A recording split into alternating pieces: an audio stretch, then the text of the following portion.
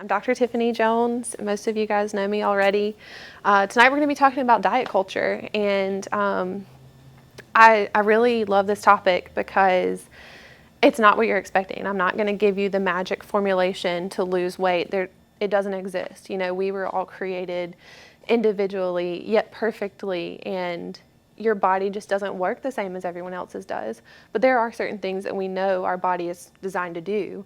And so we're going to talk about how that works tonight with our workshop. So we will get started. So the first big issue with diet is that definition is everything. So you can look at diet as a noun or a verb. The verb is dieting. You know, this is what we do, you know, to lose weight. We are using it as a means to an end, a way to reach a goal that doesn't necessarily have anything to do with anything else but our weight. They can typically be temporary, restrictive, which means that they're harder to maintain. And, you know, we see it in an all or nothing mindset. We're either dieting or we're not.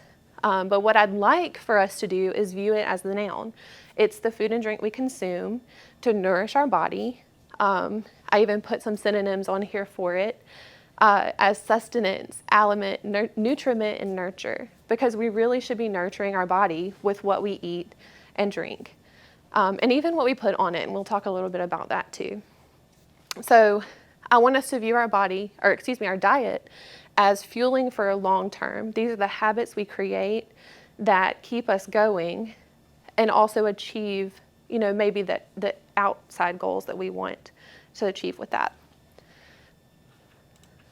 So I'd like you to repeat after me, because this is how we're going to change our mindset. Positive affirmation has been shown to change our actions. So we're going to say out loud, your diet is the product of what you consume. So go ahead. Your diet is the product of what you consume. Yes. So this is how we're going to view diet from now on. It's what we consume, it's what we eat to get a result out of the way our body functions, not necessarily change a number on a scale. All right, so let's talk about the mindset behind that, though. Why do people diet? So throw me some reasons why people diet. The number one. Lose weight. Yeah, lose weight, look nice, be confident, have that positive body image. Feel better. Yeah, feel better. I've got 4 up here. So the first one obviously is lose weight. And it's important, you know, it's not healthy to be obese. So I'm not saying, you know, throw it all out the window and don't care about your body, but we need to look at how we treat our body a little differently. So from 2000 to 2018, the obesity prevalence rose from 30.5% to 42.4% in adults. And that's an issue. You know, we know that fat tissue in the body creates inflammation. It affects our joints, the way we move. It affects the cardiac output of our body, you know, increasing stress to the heart. So it is something we need to be concerned about and take care of. The next one is health, kind of tied into the first one, but, you know, we do have conditions or are developing conditions that are affected by our weight and we need to pay attention to. And then marketing.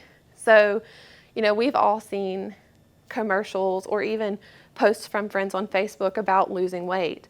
We're inundated with that body image is something to fix message from outside marketing sources, typically to sell us a product, right, to get us there. So we're going to talk about why those products maybe aren't serving us in a couple minutes. And then last is information. So, you know, people generally view their own diet as lacking or needing improvement.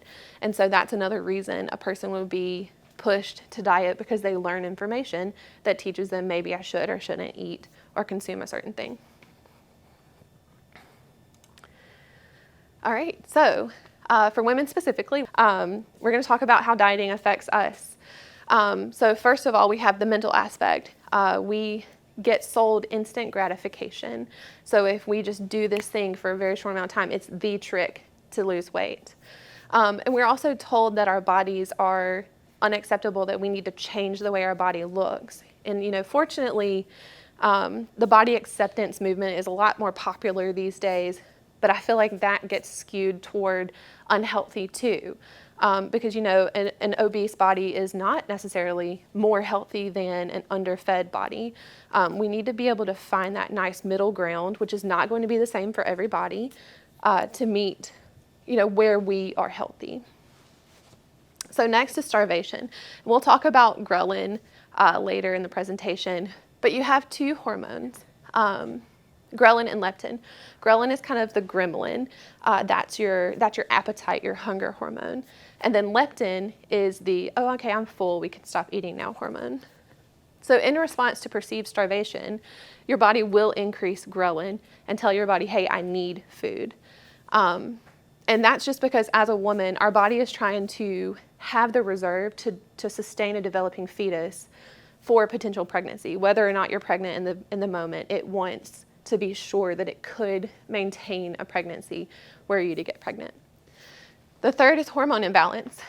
So in addition to just starvation, our hormones are controlled by what we eat, when, how much we eat, what different things are put together when we eat. So whenever we yo-yo diet, which is what I call it, that, okay, now I'm dieting, now I've stopped. Now I'm dieting, now I've stopped. Our reproductive hormones get affected by that. And that's typically why, in the long term, we can't maintain a lower weight. And that's why we gain that weight back and usually more after. So there are other things that affect those hormones too, which is sleep, when and what you eat, your environment, and stress. We'll talk about blood sugar control later. But when you're having spikes and dips in your blood sugar, your liver has to step in and aid your pancreas to control your blood sugar, your blood glucose. When your liver is busy doing that, it can't properly detox. It can't properly get rid of the estrogen byproducts in your body. So then we have buildup of estrogen. Well, when we have buildup of estrogen, guess what we get? We get the estrogen-dependent cancers and, fertility issues, PCOS, endometriosis, things like that, all because our body is not detoxing those estrogen byproducts. And then last is egg quality. So your eggs can be affected months prior to when they're released in ovulation by what you're eating that day. So that's a huge aspect for women because, if you're going to sustain a pregnancy or we're not going to have any genetic abnormalities, we need to be making sure in, pre-ovulation that we're working on the quality of our eggs. So one of the first popular diets I'm going to talk about tonight is the ketogenic diet. This diet is named ketogenic because we're creating ketone bodies. So we create them from stored fat to burn as fuel in place of glucose in our bloodstream. The status of ketosis is when we've accumulated enough ketone bodies in our blood or urine. And so I want to talk about what a ketone body is. It is a water-soluble molecule. It is created in the liver from fatty acids. It leaves the liver and goes into the body and then is transformed into acetyl-CoA, which is a coenzyme. And then it is, what is the last step? Used in the Krebs cycle. It's oxidized for energy. So that's how we generate that fuel from the stored fatty acids. So it takes approximately 3 to 4 days to deplete stored glucose in your liver and muscles. But that's not the same for everyone. And if you talk to Dr. Jordan, he's a fan of the keto diet, he'll tell you that your ancestral background can also affect that.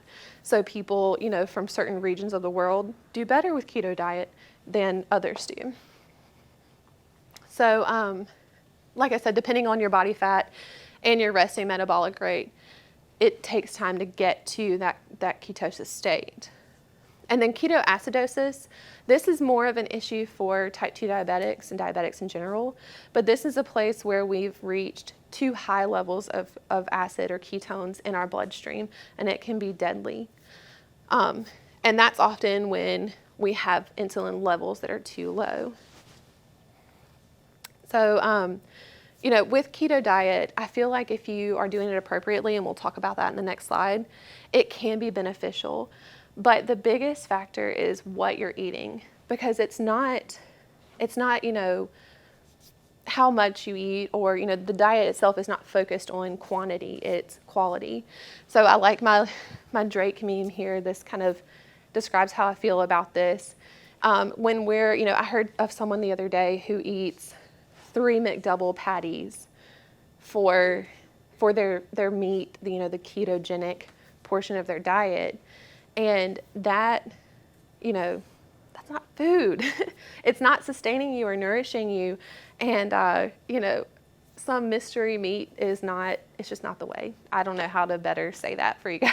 Right. But, when we look at the flip side of that, if you're eating grass-fed beef and, whole cheeses, non-pasteurized dairy, the good things, keto can be a beneficial diet for your body.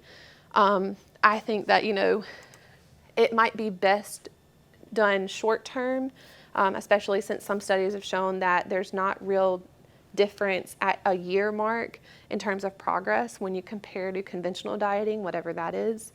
So, it might just be kind of one of those things, if you try it and it works for you, great, but we still have to be mindful that long-term change is what makes the difference. There are studies that have shown that it can reduce obesity-related issues. Obviously, if we're losing weight, we're seeing less of those health issues. But the big 3 were hypertension, cholesterol, and blood sugar levels. So it can be beneficial to your body. There are a lot of variations of, recommended carbohydrate intakes per day.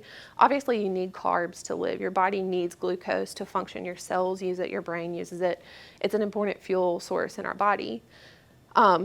So it's best to just confirm that you're getting into ketosis. You can do that through blood analysis, breath analysis, or even urine analysis to test up to daily whether or not you're producing enough ketones to be in that ketogenic state or that ketosis state. Like I said, though, it can be difficult long term. It is restrictive. You are restricting carbohydrates out of your diet. So when you are planning meals and stuff like that, you have to really leave out certain items. And then, like I said, when compared to conventional dieting, we're not seeing a huge difference in weight loss. But it's not about weight loss, right? Okay. So next is intermittent fasting. This is another popular one that I've heard about a lot.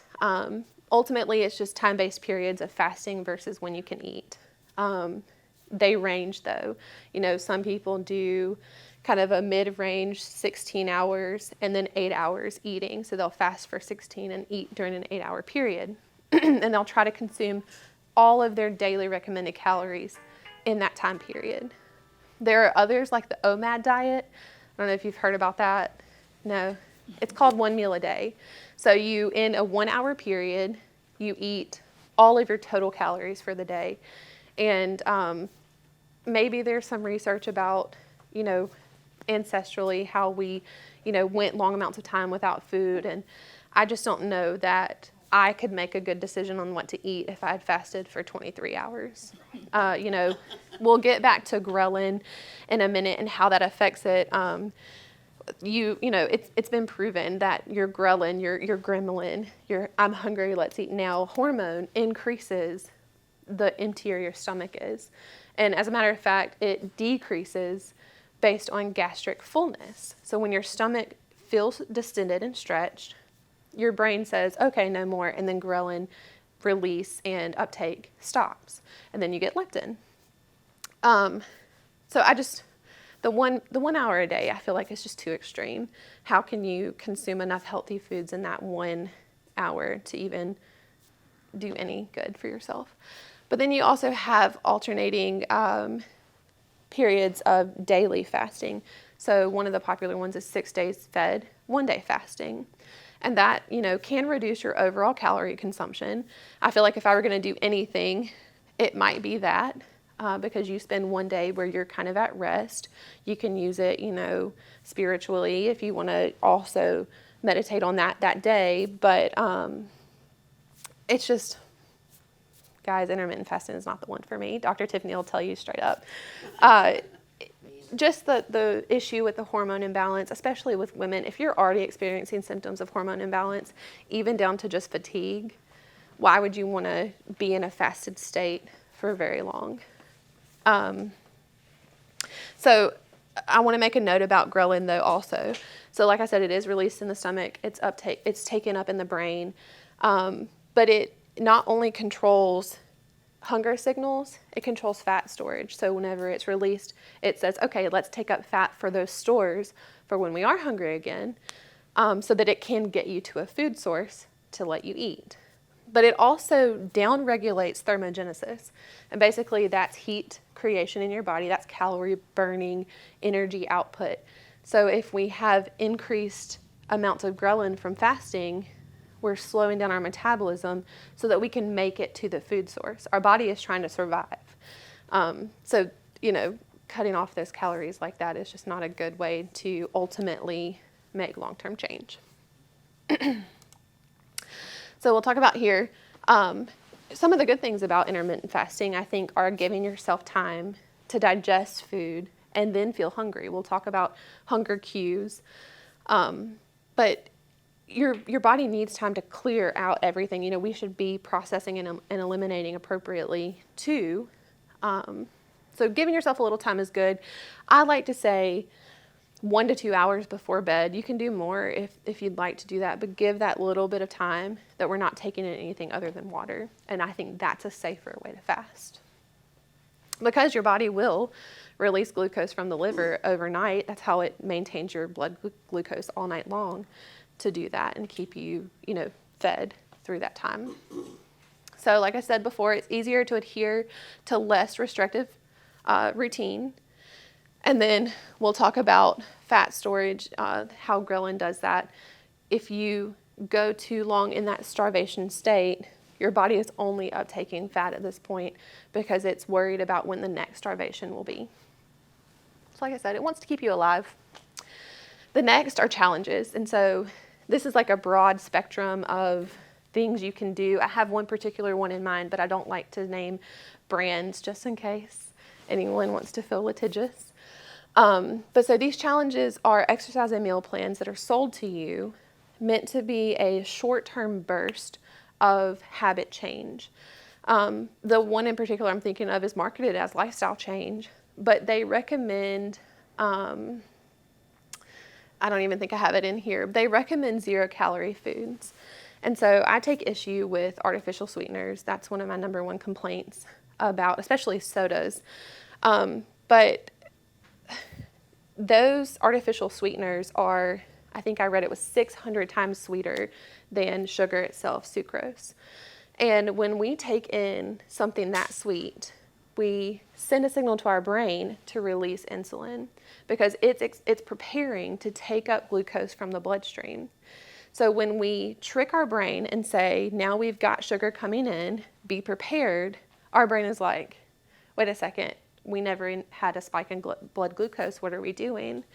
And so from there, it can lead to obesity because we're becoming less sensitive to the insulin that's being released into our bloodstream. But not only that, with artificial sweeteners, people are more likely to consume more calories from food than they did if they were just drinking a regular soda, because of that absence of calorie with the drink they had.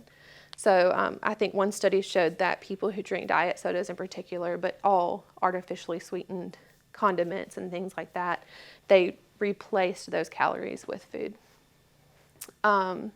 So with these challenges, they may or may not be formulated by someone with nutrition education and background. You know what I've said about the SAD diet. Our standard American diet kind of fails us. It doesn't give us good nutritional information because it's, again, focusing on quantity and not necessarily quality. So these meal plans, though, they create a calorie deficit by combining the 0-calorie foods and condiments, the workouts, and portion restrictions, which is great. You do have to create a calorie deficit to burn more energy than you take up. But I think to this degree it's not long term. The goal is to have a habit where we're not over consuming or under moving. And I think these make it a little too hard. So that's why I have my nice, we work hard January and February and then stop for the rest of the year because it's not sustainable. All right. So we're going to talk together again. So I want you guys to repeat after me. You cannot supplement your way out of bad habits. So go. You cannot supplement your way out of bad habits. This is a huge gripe for me. I have been, as a healthcare practitioner, people try to sell me things all the time to sell to my patients. And there are things that I'd be happy to sell to my patients, and some of those things I would not be happy. There's no supplement that is going to make you lose weight if you don't change your habits. It's just impossible. So point number one, there's no magic pill or cream. It doesn't exist, especially with bad habits. And I like to think of supplements, I all the time am seeing graphs in my head about things, is it worth it to do this thing? How much time am I contributing to this thing? So one of the graphs in my head is the supplement graph. And I feel like you have a baseline where we exist without any problems. We're not doing great. We're just at that baseline existence. So when we fall below that baseline existence and we're down in symptom land where we're, having, weakened immune system, poor sleep, all, digestive issues, we're down here. And then we're like, okay, we'll take a supplement, and they get us back to just that baseline. But really what a supplement is supposed to do is make changes and adjustments for deficiencies. We should be pushing ourselves up into that. I'm feeling great, fantastic, everything's working fine because I'm taking care of where I'm missing items. And that's, I think, best what a supplement is meant for. They're also not monitored by the FDA, so we have to be careful. All the supplements we sold here, Dr. Mike took a long time to pick those out, and he constantly monitors changes. And, when companies are sold and bought by other companies, we make adjustments to make sure that we have good quality supplements on the shelves for you guys. One example of a supplement is a weight loss energy patch. Maybe you've heard of it. You just stick it on and then you absorb all the nutrients you need. I think they have other shakes and stuff like that with what kind of ingredients. 3 ingredients I've seen are Garcinia cambogia, green coffee bean extract, and CoQ10. So Garcinia cambogia is supposed to help block fat storage by using an acid called hydroxycitric acid. Sure, maybe that works. In studies where we've given only Garcinia cambogia or the HCA to patients or even lab rats, there wasn't that big a difference in weight lost or gained. Coffee bean extract, kind of the same thing. It's using, and I'll forget this acid, chlorogenic acid. So that's supposed to increase your metabolism. Kind of the idea behind caffeine. Caffeine increases your metabolism. Green coffee bean is just supposed to be more potent because it hasn't been degraded by the chemical process of roasting the beans. And then CoQ10 is a useful antioxidant. It's good. It's created by the body naturally, but we stop production as quickly as we age. So, supplementing with that can actually be good for you.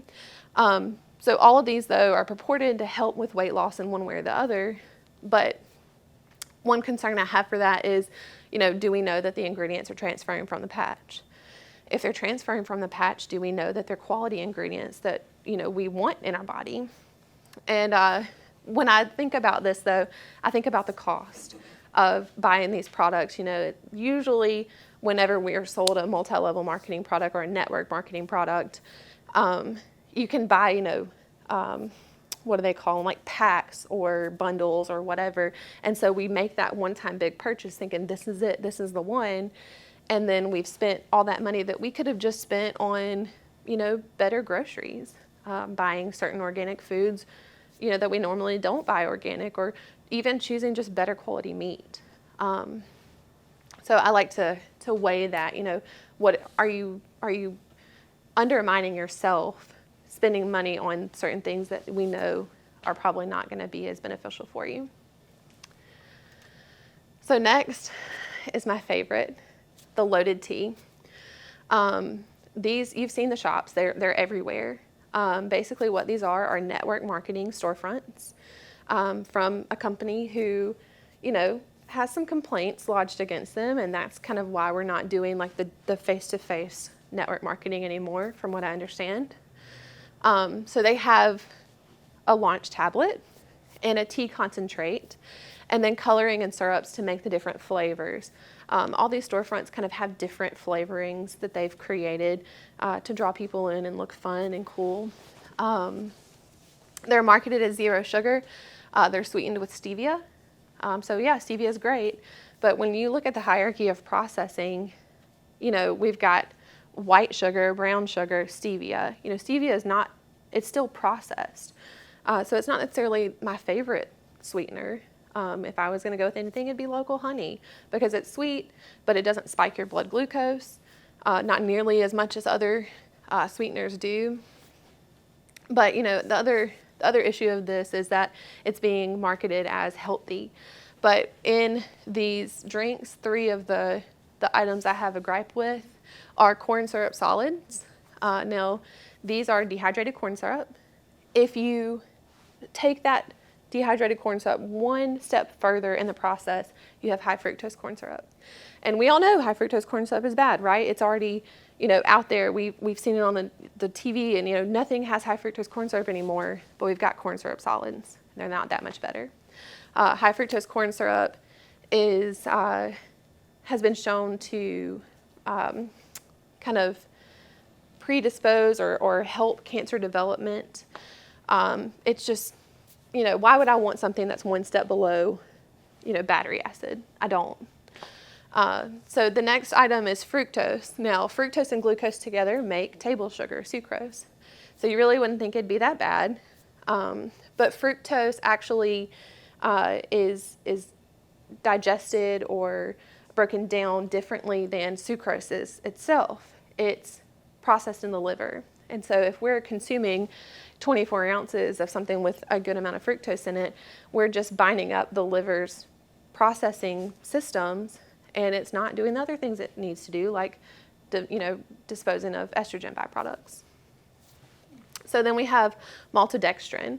Now this is typically a thickening agent. It's got a high glycemic index rating. So glycemic index is a measurement for how quickly something is converted and raises our glucose levels in our blood sugar. So if it's a high, it's very quickly raises the blood sugar. If it's a low glycemic index rating, it's kind of a slow and steady release of glucose into the bloodstream, and that's what you want is low because we don't want those spikes and dips. Maltodextrin, though, also is not keto friendly. So if you're on the ketogenic diet and you're trying to stay in ketosis and you're not testing your urine or breath or blood to make sure that you're in ketosis regularly, and you're drinking loaded teas daily, sometimes twice daily, like I see people checking in at these places all the time, you're just putting yourself right back into glucose burn. So they're also high in caffeine. Now, caffeine affects everyone differently. Me, it makes me crazy. I am just bouncing off the walls, can't sleep, running around, jittery, shaky, anxious, out of breath. But caffeine, seriously, in pre-diabetics and type 2 diabetics increases insulin resistance. And so if we don't have insulin to help the glucose come out of our bloodstream and go into the cells, we have blood sugar imbalance, and then we're right back at that hormone imbalance stage.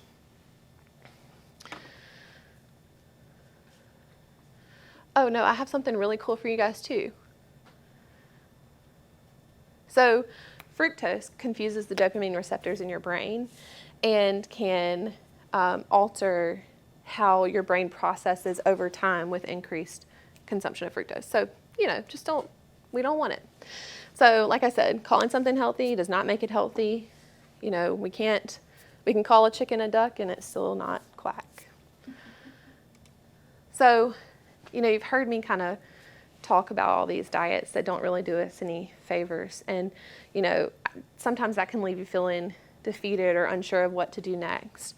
So I want to talk about dream. And, not to get too woo-woo on you guys, but, if we're checking off these 5 boxes, we're pretty much going to be living our dream life. And it's not hard. A lot of times I'll talk to people about changing one aspect of their life, and they're like, oh, I just can't do it. I don't have time, or this, I'm guilty of it too. I'm so bad about this. But I think, checking off these boxes really makes a difference. And even if we don't hit that perfect, this is what I want to reach, we're still improving our life by changing these habits long term. So number one, we want to start, we want to take away that diet culture lens from how we view our body. We want to view our body, as the beautiful machine that it is. We don't want to continue to try to control it and restrict it and stop it from doing what it's doing. We should rather give it the tools it needs to run efficiently. And so, maybe our 7 homeostatic essentials. That's kind of the 7 principles we run the office on. But I like to combine it down into 5 steps because you can do 5 things every day, 5 little habits, easy. But our 7 homeostatic essentials, though, are detoxification, hydration, nutrition, supplementation, respiration, mind, and physical balance. So just in case you didn't know those. So now you can come to your appointments and tell your doctors and be like, I know these. So we want to talk about diet, the noun, not the verb. So one thing is timeline. We talk about this with spines at doctor's reports, appointments. How quickly do you expect your spine to change? It's not going to happen overnight. We know that. We cultivated the spine that we have over our whole lifetime. So, with braces, you don't expect your teeth to straighten wearing braces 1 day a week. That's not how that works. So we want to change our body and give it time to respond to these things. Given the right tools, our bodies tend to respond pretty quickly. So I like to go by the 80-20 rule. 80% of the time, you want to commit to following through with those habits. And then 20% of the time, give yourself grace to, go out and, I don't want to say eat fast food because, McDoubles aren't real meat, but, go out with friends, have drinks, do whatever you want to do, and don't beat yourself up about that. Like I said, we're not controlling our body. We just need to nourish it and give it a break sometimes. So like I said, I like to use that 20% for busy weeks, if you run out of time or, meals out with friends, whatever. But the next big thing is quality versus calorie, and we talked about that with the ketogenic diet. I want to start off by saying that caloric intake is not a good way to determine when or what foods you should eat. But, we know that if we eat quality foods, the amount doesn't really matter. We're getting nutrition. We're not going to feel as hungry. We're not going to, be deprived of anything. And then next, we want to focus on minimal processing. So studies have shown that higher processed foods contribute to obesity and inflammation within the body. It's not news to us anymore. So choosing those less processed foods is going to serve your body better. And then next is the sugar positive feedback loop. So the more sugar you eat, the more sugar your body craves. I don't even have anything else to say for that. Sugar, number one, is just highly processed. So we want to watch out for those added sugars in foods as well. All right. So number one, intuitive eating. We want to be able to identify those hunger cues in our body, and usually ghrelin will do that for us. But we think of your hunger as a scale of 1 to 10. You don't ever want to get down to 1. You want to always make sure that we're slightly fed. We're in a state of, just neutrality. We're not Thanksgiving Day full, and we're not, ready to bite someone. We're so hungry. Another thing you can do is eat slower, and these are pretty, regular, diet tips. But, eat slower, put utensils down, savor your food more. That way you give your stomach time to register that distension and send the signal to your brain. And then you want to pay attention to your portions. Now, when I say pay attention to portions, I don't mean restrict. But if you put less food on your plate, you're less inclined to overeat. So just be mindful of, what do I need as a grown adult to sustain life in my body? The next thing to focus on is digestion. So one big thing is water intake. I'll recommend a book to you guys at the end of this, but she recommends drinking a glass of water first thing in the morning, and she suggests that you should be having a bowel movement within 20 minutes of that. So, take inventory with yourself. Think about when your first bowel movement is of the day and whether or not you need caffeine to achieve that. Because what we want to do, intentionally is to release the waste from yesterday or last night and be ready to take in new nutrients. But we also have probiotics and prebiotics. So you have gut flora. We know that a huge part of our immune system now is related to gut health. Those probiotics are going to replenish gut flora or build up the amount of flora you have in your digestive tract. Prebiotics, though, are foods that you can eat that feed those bacteria to help them thrive and not be overtaken by the bad bacteria that you don't want. Those are things like fermented foods, kimchi. You can eat cruciferous vegetables, cabbage, broccoli, cauliflower, things like that to feed those bacteria. And then we have nutrition, and that's where we think about, the protein, fat, and carbohydrates. So if you're on one of the diets, like the ketogenic diet, where you're paying attention to your macros, that's going to be important to you. But ultimately, like I would say, it's most important to just balance those blood sugar spikes. We want to not go too low or not spike it up too high with the foods that we're eating. And then my last option down here is to make healthy switches so that you don't feel like you're depriving yourself.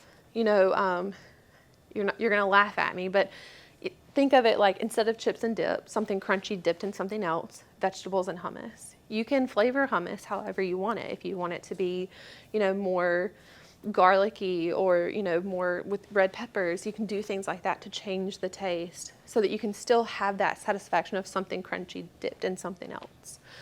Another good one is your coffee.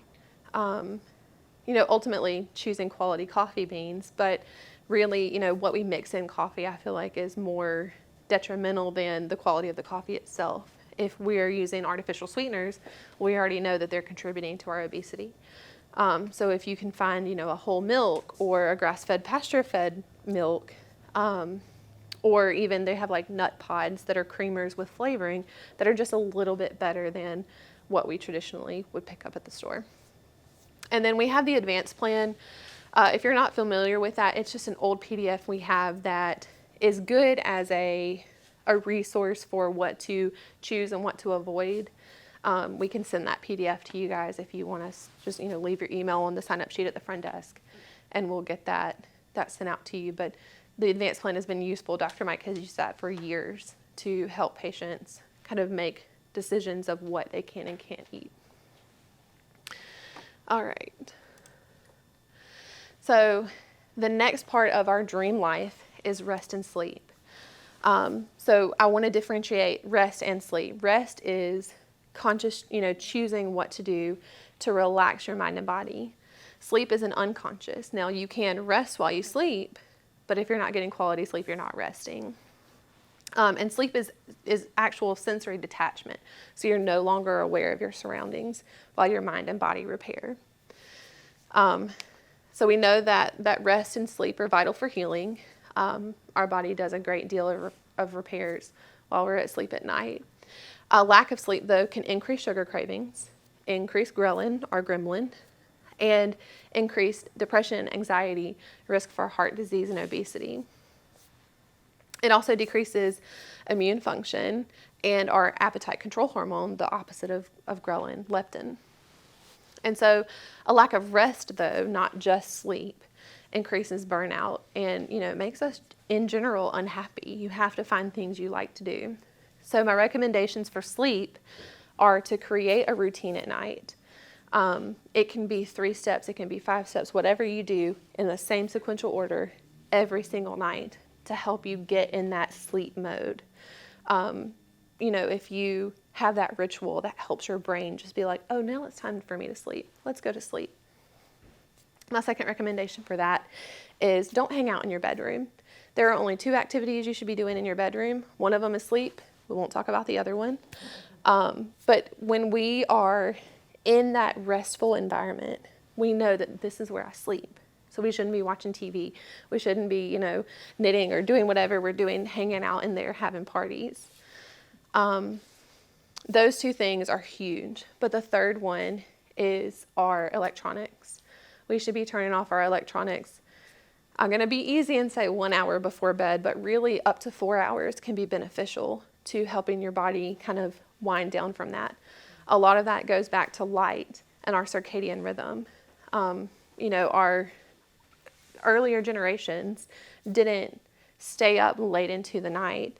And if you've ever had that kind of rush of energy at like 10:30 p.m. and you're like, this is it, now it's time for me to conquer the world, that's because your body thinks that you're being chased by something that's going to eat you, and it's releasing cortisol.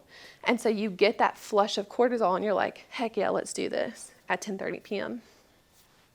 So those three things are going to be really beneficial to helping you kind of get at least easier to fall asleep. And then lack of rest, this is big. We don't say no enough in our lifestyle. We're always overbooked, overstretched. And if we don't take that time to rest, we lose joy really quickly. So that's my biggest thing, is just take time to slow down, wind down, do activities that you enjoy that don't require you to be on someone else's time. So I went through this, the rest and sleep routines. Really this physically slow down one for rest is important, because I feel like we challenge ourselves to do the most we can, and then we don't even know how to rest. We feel uneasy when we try to rest, and we're like, I'm wasting this time. And that can be detrimental. So we have one more. So we're all going to repeat. Exercise is not punishment for what you eat. So exercise is not punishment for what you eat. This is a big one. So, I talk about body image, and, these are actual mental distortions we have about ourselves. So number one, we can, have a body dysphoria kind of mentality where we don't view our body as it actually is viewed by other people. But a lot of times when we're thinking about controlling our body, we use exercise as a punishment, and then we hate exercising. You're conditioning yourself to be like, exercise? No way, that is so unenjoyable. It's only because I've been bad and eaten too much cake. So the E in our dream lifestyle is exercise. We know that, burning calories versus storing fat is determined by how much we move. Like I said, I don't like to count calories alone as a marker for progress in your body or for what you should and when you should eat. But in order to have a calorie deficit, we do need to be able to move. And so that just means, if you're not exercising and only eating 1,000 calories a day, you're harming your body. It's just not, there's no way to survive off that. Your body can only survive. You're not thriving at that point. But I like to hit home the fact that there's no perfect way to exercise. When you have good energy and you feel like you can, do a kickboxing class or something hard, do that. But when you feel like you don't have energy, take a walk. Do, a very slow, gentle yoga. Dr. Tiffany has been known to be tired in the evening and take her exercise bike and roll it into the living room. And while we watch TV together, I'm back there pedaling on my bike because that's my movement for the day. My job does require movement. It's real weird. Sorry. Yeah, I'm usually like, and he's just like, are you okay? What is happening? But, that's the way I get it done. That's the way I know that I've moved my body for the day. And I'll tell you, in the times I've done that, there's never been a time that I regretted being the weirdo in the back of the room on a bike. But I think movement in general, so finding a way to move your body, finding a way that you enjoy. The book I'll recommend to you guys later for women, there are beneficial ways to exercise depending on what phase of your cycle you're in. I don't claim to understand that very well, but ultimately, your body is trying to do certain things at certain times in your cycle, so more energy or less energy is beneficial to expend. And then make exercise social. So this one's kind of hard. I feel like down here, as compared to Atlanta when we lived up there, it's a lot less regular to be like, let's go on a hike, or let's go to the park, or let's do this. It's all, we'll meet you for food and drinks. Maybe we'll bowl, maybe we'll see a movie, but it's going to be something kind of sedentary. So, make exercise social, make that change. The way that we change how we perceive and view things is by helping change the community around that. That's why our diet culture is what it is, because we're all just kind of bumping along to the same thing. But if we change that habit, we can also let our friends enjoy some activity. And so the A in our dream is adjustment. I feel like I'm kind of preaching to the choir, because if you weren't getting adjusted, you wouldn't be here. But, we know that our nervous system controls how our body functions. We know that interference in our nervous system can downplay that function. So I just have it in here pretty plainly. Less interference equals better function. Less pain means that you have more ability and energy. And then better range of motion means that you're able to move easily and possibly even enjoy that movement. We have all the things that chiropractic care decreases and all the things it increases.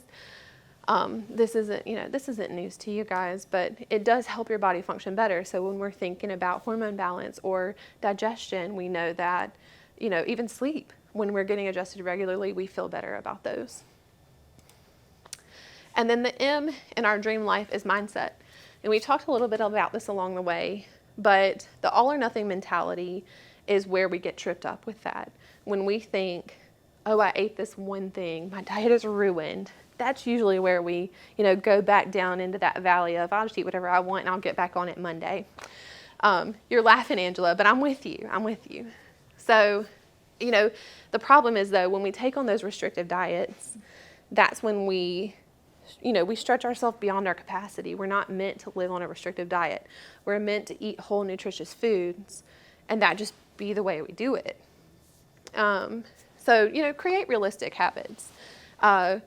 Matt and I have, for a while now, we've decided that, we're going to remove anything from our life that doesn't serve us. So if we feel like we're overbooking, we just say no more. We will have someone come clean our house, deep clean our house every once in a while, because we know that we don't like that. So we'll make the arrangement for that. We need to be making those arrangements in our diet too. And then for the last one, we're going to reframe how we view our body, food, and exercise. And that's kind of what we've talked about throughout this whole time. Food is nourishment. Our body is this wonderful, capable machine that can't change overnight.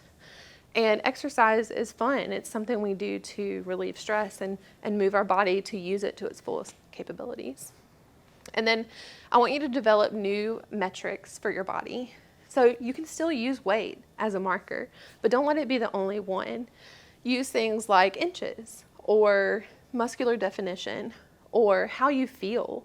Matt and I were hanging doors to cabinets and we've been doing some stuff around our house, and I can tell that I'm stronger from last year. Use things like that, how you feel, and see where you can, identify when you've made progress.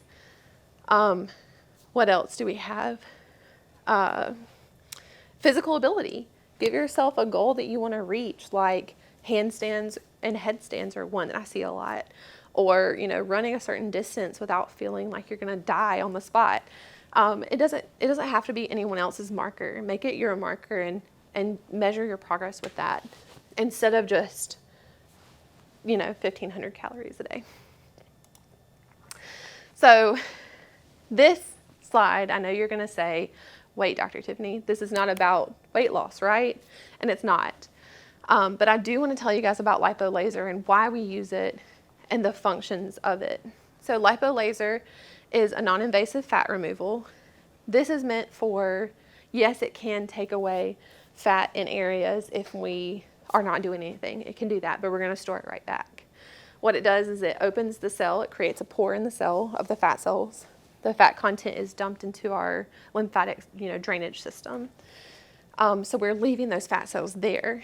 And it's important that we do that because our fat cells are not only meant for insulation, but they're meant for toxin absorption. So let's say, we liposuction all our fat cells out, and then we come in contact with this huge chemical spill. Well, what's going to happen is we're going to be overtaken by those toxins. Our body can't store them away to let us keep functioning until we can detox it. And then we're in big trouble. So, but just the fact that those fat cells are remaining, they can be filled again. So that's why it's important that we're incorporating diet and exercise into this so that we're not just immediately refilling those fat cells. We also use the intracellular detox system. That's a supplement we have here.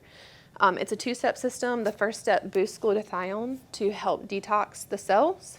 And then the second step is an activated carbon charcoal to help excrete those toxins from our lymphatic system. Because if we're just mobilizing the toxins in our body, we're probably just going to feel really bad. But we have to get them out so that we're not dealing with reuptake of those. So TLDR, that means too long didn't read. So if you got in here and found out that we weren't going to give you the secret to weight loss and checked out, thanks for staying, I guess. I appreciate it. But, there's no one-size-fits-all diet. Our bodies, like I said, have different things going on, have different reasons why we need to manage differently. So like I said, blood sugar control would be my number one step. Ladies, we can talk about that more, but it's ultimately just making sure we eat breakfast in the morning, a balanced breakfast, not too many carbs, not too much fat, not too much protein, but get enough protein so that we can be sustained through to the next meal. Create your dream life. Write down what you think, those 5 things, how you can improve that. 5% improvement is better than just staying stagnant. And then fuel your body with quality foods and supplements, so be extra choosy. And I know that can be kind of scary. My brain tends to shy away from things when I don't understand them. So if I don't understand it or don't feel like I know enough about it, I just ignore. Avoid, conceal, don't feel, stay away. So, encourage yourself to learn a little bit more. Find out what one ingredient in a product is and figure out whether or not it serves you. And we want to create habits that are sustainable. So make them easy enough that it's an easy win. If you make those 5 things each day stupid easy, you're going to achieve them each day. And then you're going to feel empowered to do more from there. And then change your food mentality. You want to think, does it benefit me to eat this? Is this moving me toward health or away from health? Rather than how many calories is in this, can I eat it? And then the last one is just don't fall for gimmicks. I think that comes with kind of empowering yourself with knowledge. I'm open to learning about anything and changing my mind on things if things change with that product. But a lot of the time I feel like it is kind of the magic cure-all for whatever your goal is. I have some resources down here. Excuse me. So number 1 is the advanced plan like we talked about, and we can email that PDF out to you. Number 2 is the Woman Code by Elisa Vitti. She is a naturopathic kind of nutritionist. She kind of figured out that she had PCOS before it was even named PCOS. It had another name back when she discovered that that's what was going on with her. And she refused to use birth control as a symptom reducer for that, and instead spent like 10 years trying to figure out how to help her body function better. And so that's where I've gotten a lot of the blood sugar control tips and tricks from. I highly recommend that book as a woman in any stage of life. And then the next one is the Noom Diet Psychology app. So I saw advertisements for Noom, and I was like, what kind of gimmick is this? I'm always like looking out with my gimmick finders on. And I was actually really impressed with Noom's psychology. They use psychology and teaching you about how, the way you view your body and food and all kinds of things, thought distortions and stuff like that, to help you just change the way you feel about what you eat and when you exercise. So if you kind of like to slowly digest information like that, that's a good resource for you to just read about how to change your diet. They do kind of weird food tracking. I wasn't too impressed with their food tracking because they track caloric density. So it's not calories alone, but how many of, 1 pound of grapes versus 1 pound of raisins gives you fewer calories. And so I don't love that, but I love the diet psychology because when we talk about thought distortions and how to change those things, that can be really helpful. So my voice is gone. Do we have any questions this evening? No. Pretty much it. What was that? It was The Woman Code? Yes, The Woman Code by Elisa Vitti. It's a really good read. You can find, if you don't want to buy the book and read it, find videos of her on YouTube. She can do all kinds. You want me to make that bigger? I'll start like this. Hello? Okay. She does a lot of different talks with different health communities. She's done some TED Talks. She's done some Google Talks. And she just really plainly explains how our body is responding to certain things that we consider the norm. And I really appreciate her view on, especially fertility and menstruation. She talks about how female issues are not how we're supposed to live our lives. We're not supposed to have painful periods. That's not a thing.